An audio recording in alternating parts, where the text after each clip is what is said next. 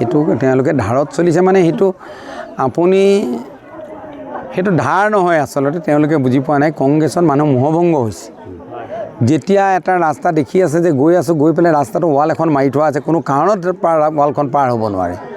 তেতিয়া ব্লক কৰি থৈছে বিজেপি এখন ৱালৰ নিচিনাকৈ এতিয়া খাৰা হৈ আছে আৰু হয় তাত বিজেপিত কংগ্ৰেছৰ মানুহ গৈ যাব লাগিব সোমাব লাগিব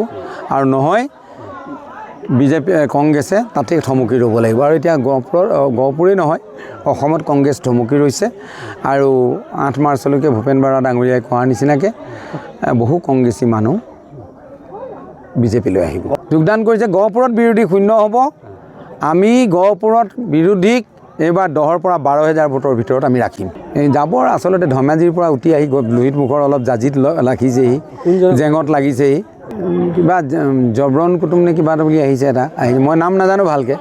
তেওঁ আহি পেলাই মই নামটোও ভালকৈ নাজানো বাৰু কিন্তু বহুতে চ'কল জাবৰ কুটুম বুলি কয় যিহেতু মিচিং ৰাইজে তেওঁক ভালকৈ জানে তেওঁলোকে নাম দিছে জাবৰ কুটুম আৰু সেইকাৰণে মই জাবৰ কুটুমেই তেওঁৰ নাম দিছোঁ আৰু তেওঁ জোনাইৰ পৰা উঠি আহি লোহিত মুখৰ জাজিত অকণমান লাগিছিলে আকৌ লাহেকৈ জেং আঁতৰাই দিব উঠি পেলাই গুচি যাব ব্ৰহ্মপুত্ৰ গহপুৰ সমষ্টি লোহিতপুৰ গাঁও পঞ্চায়ত পিছলা গাঁও পঞ্চায়ত আৰু আমাৰ খাৰৈপৰীয়া গাঁও পঞ্চায়তত লোক নিৰ্মাণ বিভাগৰ জৰিয়তে আমি কেইবাটাও আঁচনি মুকলি কৰিলোঁ প্ৰথমটি আঁচনিত প্ৰায় 60 লাখ টকা ব্যয় সাপেক্ষে এটা ব্লেক টপিং ৰাস্তা তাৰ পৰৱৰ্তী পৰ্যায়ত 5 কোটি টকা ব্যয় সাপেক্ষে এখন RCC দলং তাৰ পৰৱৰ্তী পৰ্যায়ত 30 লাখ টকাৰ এখন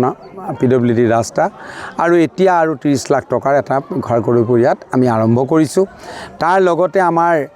1 কোটি 30 লাখ টকাৰ এটা প্ৰধানমন্ত্ৰী গ্ৰাম চড়ক যোজনাৰ আঁচনি ৰাস্তা সেই দলঙতে আমি পাইছোঁ দলঙৰ ৰাজপথটোত আৰু তাৰ উপৰিও আমি 9 কোটি টকাৰ পিছলা সোৱণশিৰি পঞ্চায়তত এখন RCC দলং আৰু 5 কোটি টকাৰ এখন RCC দলং আমি পাইছোঁ এই দক্ষিণ অঞ্চলৰ 5খন পঞ্চায়তত প্ৰায় 50 কোটি টকাতকৈ অধিক আমাৰ SOBD আঁচনি